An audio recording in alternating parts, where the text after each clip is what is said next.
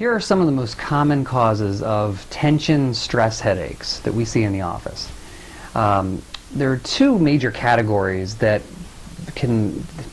headaches, stress type of headaches can fall into. The major trauma category, meaning if you have a major injury, if you have an auto injury, for instance, if you have a fall, if something hits your head, if you injure yourself in that way, or a minor trauma, meaning more of a repetitive type injury. If you're doing the same motion over and over and over again, or if you have repetitively bad posture that's putting tension and tightness into body tissues.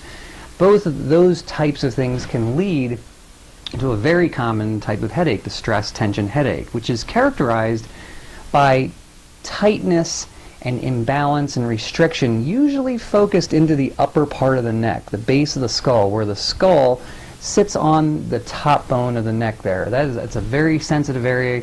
There's a lot of nerve tissue, a lot of nerve fibers, very sensitive in that region.